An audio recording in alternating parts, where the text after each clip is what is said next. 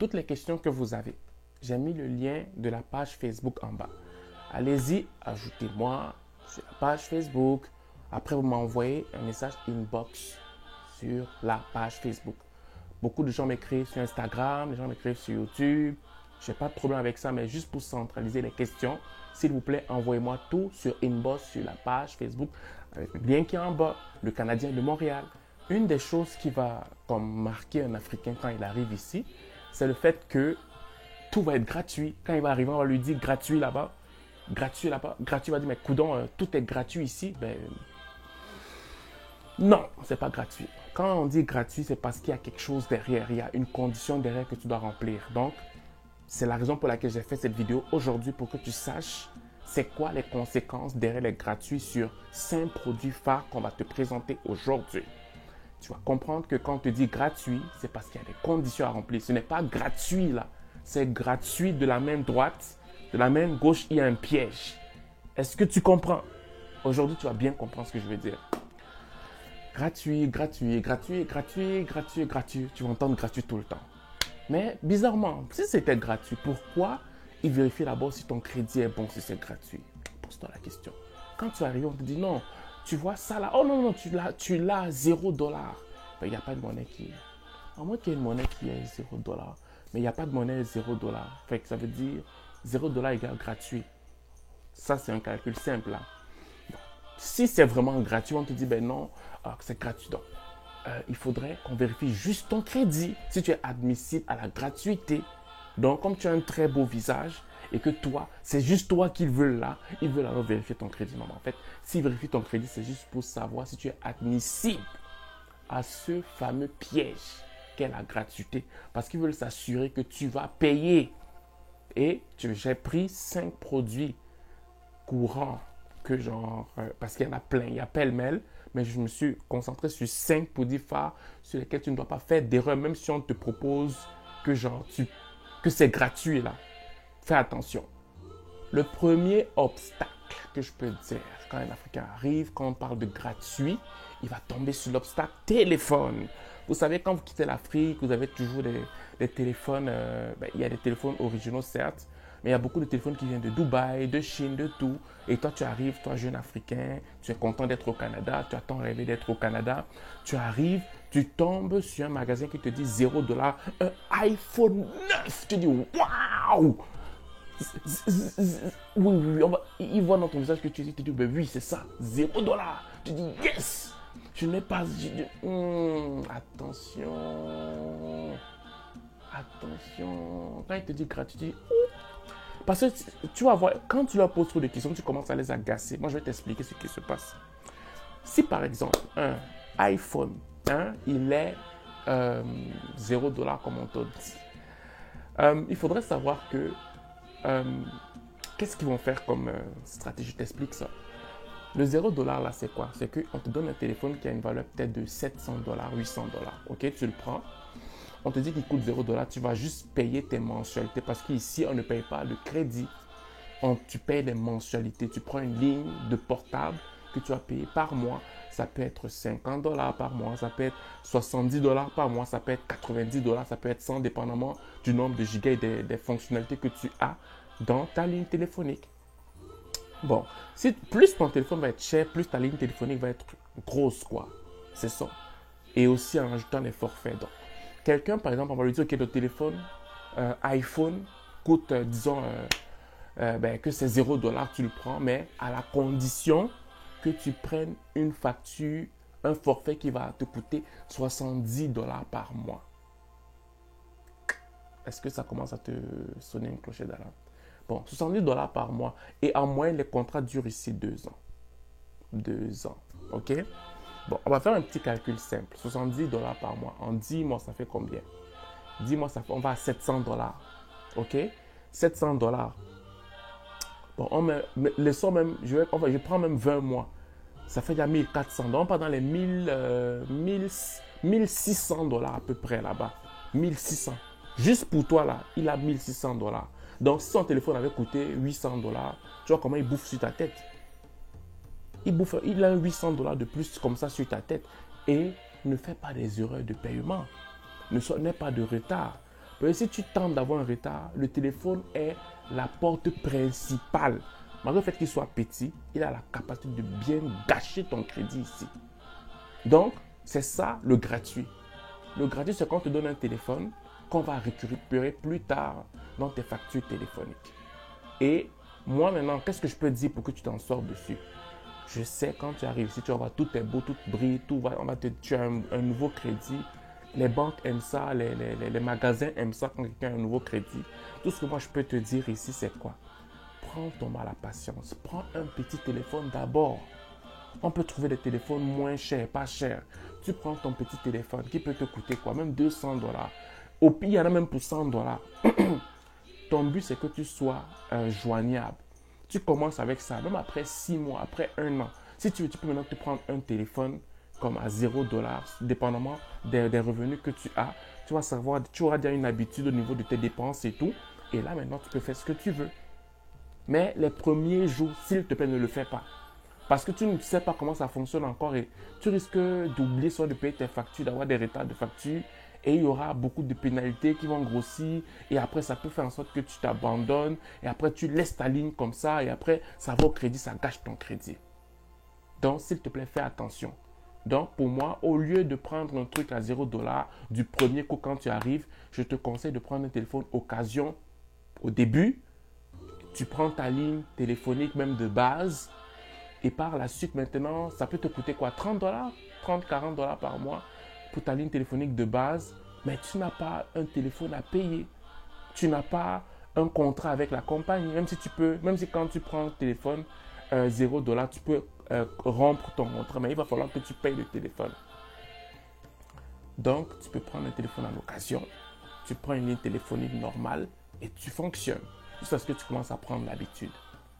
Le deuxième point dans la gratuité extraordinaire de la bonté des Québécois, la bonté que quand ils voient un nouveau immigrant, ils disent « Oh, toi immigrant, non, je t'aime tellement et parce que je t'aime, je vais te donner la gratuité. » La deuxième gratuité ici, c'est la carte de crédit. Quand tu arrives ici au Canada et que tu ouvres un joli compte bancaire pour que tes parents te vident l'argent de l'Afrique et quand tu fais tes achats et tu travailles ici, tu as besoin d'un compte bancaire pour que tu sois crédible. Ce n'est pas l'histoire où des fois tu peux être en Afrique, tu gardes l'argent à la maison, tu n'es pas obligé d'avoir un compte bancaire. Ici, c'est impératif, tu dois avoir un compte bancaire. Ok, voilà. Donc, quand tu as un compte bancaire, mais le banquier va te dire, mais monsieur, mais quand je vois votre score, votre crédit, mais je vois que vous êtes nouveau. Vous venez d'arriver? Oui. De quel pays, par exemple? Le Sénégal? Oh oui, j'ai un ami sénégalais, oui. Oh, mais en tout cas, bienvenue, monsieur. Mais attendez, monsieur, vous ne pouvez pas rater cette opportunité-là. Mon dossier me montre que vous êtes admissible à une carte de crédit qui a vraiment 30 000 points, qui peut vous donner des voyages pas gratuits par année, qui peut vous donner ça, qui peut vous donner ça, qui peut vous donner ça. Toi, tu es là, tu te dis, ah bon, le Canada est bon comme ça? Ah bon, mince. Oui, mais oui, monsieur, est-ce que vous la voulez? Oui, il dit, écoutez, on va faire une demande tout de suite, vous allez voir. Et vous risquez d'être accepté à l'instant même. Mais nous, des fois, les Africains, quand on te dit qu'en plus, non, la carte de crédit vient avec un montant minimal de 2000 $. Mais toi, tu te dis, mais je n'ai même pas travaillé ça. Depuis que j'étais en Afrique, je n'ai jamais eu 1 million. On me donne 1 million gratuit comme ça. Mais le Canada est bon. Oh, le Canada est bon. Mais ce que tu ne sais pas, c'est que il ne t'a pas dit quoi, le banquier. Il ne t'a pas dit que si tu ne payes pas, le principe de la carte de crédit est simple. Tu peux avoir, disons, 1 000 $ dans la carte de crédit. La banque te prête 1 000 $. Et cette carte de crédit, le but c'est quoi? C'est que tu puisses faire les dépenses quand tu es coincé. Et que tu sais qu'il y a un retour d'argent dans pas long là. Ce n'est pas que tu vas dépenser et tu laisses ta carte juste comme ça. Non. C'est que tu sais que tu dépenses, peut-être dans 4 jours, 5 jours, il y a ta paye qui va venir, ou bien quelqu'un te doit de l'argent, tu dois rembourser. Mais si tu ne le fais pas et qu'un mois passe, si ta carte de crédit est 30%, au cas où tu ne rembourserais pas, tu vois que si tu dépenses 100 $, il y a 30% qui se rajoute dans l'argent que tu as dépensé. 30%. Donc, si tu ne poses pas les questions au niveau du pourcentage, On va te raconter tout ce qui est beau. Maintenant, tu leur demandes, c'est quoi le pourcentage? Pose-leur toujours la question. C'est quoi le pourcentage? Parce qu'il faudrait savoir une chose. Plus il y a des avantages dans une carte de crédit, plus le pourcentage est élevé pour que tu puisses la payer. Peut-être je raconte des histoires, mais ça tourne autour de ça en fait. Donc, pose-leur la question. Quand ces banquiers te posent la question, ils te disent tous les bienfaits de la carte de crédit qu'ils veulent te donner. Moi, le conseil que j'ai à te donner ici, c'est de leur dire, ok, oui, c'est très beau, mais ça m'engage en quoi? S'il y a un problème, si je n'arrive pas à payer, ça m'engage à quoi? Si je veux me désabonner de la carte de crédit, qu'est-ce qu'il faut que je fasse? Tout ça, parce qu'ils vont se dire, oh, mais ils vont te faire sentir comme si tu posais une question stupide. Bizarrement, tu ne seras plus le bienvenu au Canada parce que tu auras mis le doigt dessus. Tu vas leur dire, mais écoutez, ça m'engage en quoi? C'est quoi le pourcentage au cas où je ne payerai pas? Si je veux résilier ma carte de crédit, qu'est-ce que je fais? Toutes ces questions. Et là, maintenant, tu auras toutes les cartes devant ta face pour que tu prennes la décision. Et moi, je te conseille de ne même pas prendre la carte de crédit le même jour. Dis-leur que ok, tu as compris, mais tu dois prendre le temps de réfléchir et qu'ils te donnent le document, parce qu'ils ont des documents là pour toutes les cartes de crédit, que tu puisses la lire. Et tu te rends même compte que la carte de crédit qu'ils te proposait avait un taux plus élevé qu'une autre carte et qu'elle ne te convenait même pas vraiment. Alors que toi, tu avais juste besoin d'une carte peut-être très basique étudiante là où le taux est peut-être 19% ou moins en fait. Donc, fais attention. Donc, ça, c'était le deuxième cadeau empoisonné qu'on devrait te donner quand tu arrives au Québec. Un autre cadeau que je dirais empoisonné si tu ne fais pas tes enquêtes toi-même, c'est le service téléphonique maison, télévision et Internet. Parce que quand ils arrivent chez toi, ils te disent « Bonjour monsieur, ça va bien? Oui, en fait, on est venu faire un sondage dans votre quartier. Et on est tombé sur vous. Est-ce que vous avez un téléphone à la maison? Est-ce que vous avez Internet? Vous payez combien? » On dit « Ok. Écoute, pour aujourd'hui là, si c'est pas aujourd'hui là, c'est aujourd'hui ou jamais en fait. C'est ce qu'ils vont toujours te faire sentir. Pour aujourd'hui là, si vous acceptez, en fait, en plus même, si vous donnez juste votre nom, ça ne vous engage à rien. Remplissez juste ce formulaire. C'est juste que si vous ne remplissez pas ce formulaire, la promotion risque de passer. Donc, ça ne vous engage à juste remplir le formulaire pour pouvoir sauvegarder cette promotion juste pour vous. Parce qu'on a une promotion aujourd'hui pour téléphone, Internet et télévision à 90 $ par mois. Des fois, il faut oublier de te dire que pendant 6 mois. Des fois, il va oublier de te dire que pendant 1 an. Après, tu vas te rendre compte que ton 90 $ devient 140 $. Un jour, tu dis, oh mais, on m'avait dit 90 $. Mais pourquoi c'est devenu 140 $? Mais qu'est-ce qui se passe? Vous êtes des voleurs. Non, c'est parce que tu n'as pas lu le contrat. Je te dis, c'est la vérité ce que je suis en train de te dire là. C'est qu'ils viennent toujours à 2, comme les témoins de Jéhovah. Ils arrivent toujours à 2 généralement, ou bien 1, dépendamment. Ils viennent avec un veston, soit c'est une compagnie X, soit c'est une compagnie Y, qui propose des services de téléphonie. Ok, ils viennent, ils sonnent à ta porte, bonjour, nous sommes dans votre quartier parce que nous sommes en train de faire un sondage, nous venons de telle compagnie et nous voulons savoir quels sont les services télévisés ou internet ou téléphoniques maison que vous avez. Tu vas dire comme un petit con que oui, nous on a ça. Donc le gars, c'est déjà ce que tu as. Et on te dit, écoutez, nous, pour aujourd'hui, nous vous proposons tel service pour tel montant. Ok, tu dis oui, ça c'est un échange. Eux là, ils me volent là. Même, ils te disent, ok, si vous me donnez simplement vos coordonnées. Parce que moi, selon moi, je ne sais pas, peut-être que je me trompe. Quand tu leur donnes ces coordonnées là, eux, ils partent regarder si tu es déjà admissible au crédit. Ils partent regarder. Ils regardent. Pourquoi ils parlent toujours d'admissibilité? C'est parce que si tu n'es pas admissible, tu n'es pas un client intéressant. Tu n'es pas un bon payeur. Ils ne peuvent pas te donner le service. Mais si tu es admissible, mais tu es une belle proie. Ils vont te dire, remplissez juste ça. Et moi, mon conseil dans ça, c'est quoi? C'est que quand ils viennent comme ça, tu leur dis, écoutez, j'ai compris. Est-ce que vous avez des pamphlets, quelque chose, pour que je puisse lire le forfait que vous m'avez présenté? Je vais prendre le temps pour réfléchir. Mais eux, ils sont têtus. Ils vont insister. Ils vont te dire, non, écoute, il n'y a pas de problème, on peut te donner le pamphlet. Tu peux m'aller en ligne pour avoir toutes les informations. Mais nous, on veut simplement que tu remplisses. Ça ne t'engage en rien. Remplis simplement ici et là, ça va sauvegarder la promotion juste pour toi. Mais si tu ne remplis pas ça, le lendemain, la promotion risque de ne plus exister. Mais le genre là, mieux vaut tu dis que ça n'existe plus. Parce que si tu fais ça, ils vont t'amadouer comme ça. Tu vas dire, ok, d'accord. Et quand tu vas aller regarder chez le concurrent, le concurrent risque même de proposer mieux.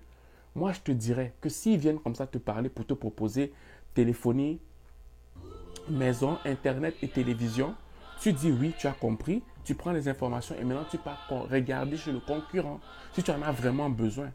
Parce que parfois tu peux en avoir besoin et que celui avec qui tu es coûte apparemment plus cher, peut-être va te coûter peut-être 120 dollars, celui que tu as présentement, on vient, on te dit que on te propose quelque chose de 90 dollars par exemple. Excusez-moi, on te propose quelque chose de 90 dollars, mais le 90 dollars dans 6 mois, dans un an, va devenir 150. Alors que toi, tu as un 120 qui est là jusqu'à ce que jusqu'à 5 ans, 6 ans si tu veux. Et la technique ici, c'est que tu peux appeler les compagnies, tu négocies à chaque fois, ils vont baisser, ils vont baisser, ils vont baisser. Donc ton 120, si tu es un bon client, si tu payes bien, peut devenir facilement 90 et ce pour un bon bout de temps. Tandis que les promotions qu'ils te font, c'est pour un temps limité. Donc moi, je te conseille, quand ils viennent te voir, tu prends toutes les informations. Tu prends toutes les informations et par la suite, tu pars regarder sur Internet pour voir avec le concurrent, ou bien tu appelles même la compagnie avec laquelle tu fais affaire. Tu dis, écoutez, le concurrent est venu me demander, est venu me proposer ça, qu'est-ce que vous pouvez faire pour moi? Et là, quand tu vas avoir toutes ces informations, tu peux prendre ta décision sans problème. Un autre point au niveau de la gratuité que je remets en question, c'est au niveau des voitures neuves. Quand tu arrives ici, si tu as un bon crédit, tu vas avoir une voiture neuve. Ça, tout le monde le sait. Mais c'est quoi le piège dans ça? C'est que généralement, quand tu arrives et que tu es à l'extérieur du concessionnaire, le concessionnaire, c'est l'endroit où on vend des voitures neuves ou usagées, mais concessionnaire des voitures neuves de façon générale, tu vois par exemple qu'une voiture, c'est écrit en gros caractère de loin, 50 dollars par semaine pour cette voiture-là. Waouh! Tu vas dire, man! Attends, 50 dollars, c'est rien. C'est bon, je peux. Si je travaille fort, là, c'est non. Calme-toi.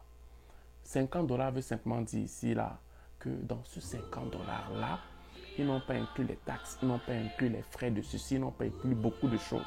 Donc, facilement, quand tu vas entrer et que tu vas discuter avec le concessionnaire, tu vas te rendre compte que le 50 dollars devient facilement 120 dollars par semaine.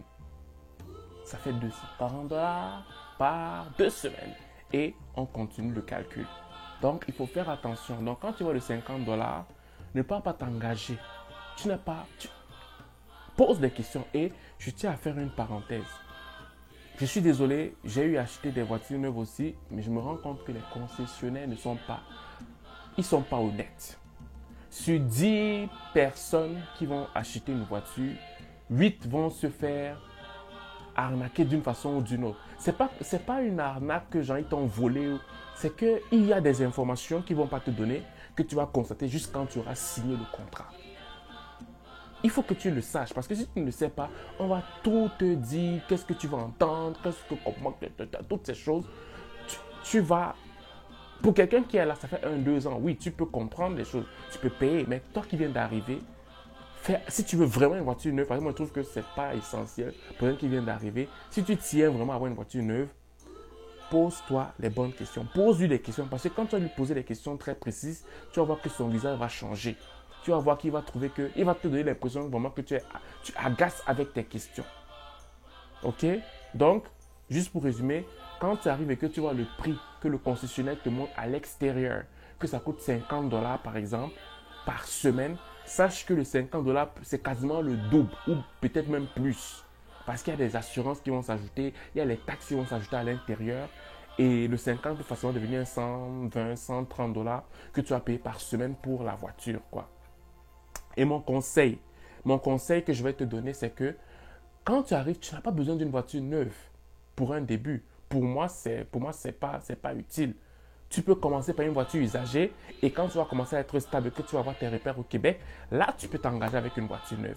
Et même si tu veux t'engager avec une voiture neuve, moi, je te dirais de faire d'abord ton enquête avant sur la voiture que tu veux exactement. Parce que si tu ne le fais pas, tu peux arriver chez le concessionnaire, il arrive à te convaincre que la voiture que tu veux là, ce n'est pas ça, prends telle autre. Parce qu'eux, ils veulent liquider ce stock de voitures en fait. Le dernier point, et pas des moindres, c'est les meubles et les appareils électroménagers. Ouais, le meuble et les appareils électroménagers. Pour moi encore, c'est une futilité si tu prends tout neuf quand tu viens d'arriver. Je m'explique. Quand tu arrives, disons que tu arrives, tu dis, oh, tu veux une belle maison, ton crédit est bon, on va te donner une maison, tu veux ça, ça, ça. Maintenant, tu dis que tu veux équiper ta maison ou ton appartement que tu as loué. Mais tu vas aller dans des magasins de meubles et d'électroménager, tu dis, mais monsieur, écoutez, vous avez un bon crédit, mais pourquoi vous payez maintenant? Ben, écoutez, monsieur, vous pouvez prendre ce que vous voulez dans le magasin et vous allez payer après 1 an. Mais tu dis, mais voyons donc, mais c'est bon ça. Après 1 an, j'aurai le temps d'économiser pour commencer à payer. Et les mensualités, ça peut coûter quoi? On va te dire peut-être que vous payez juste peut-être $90.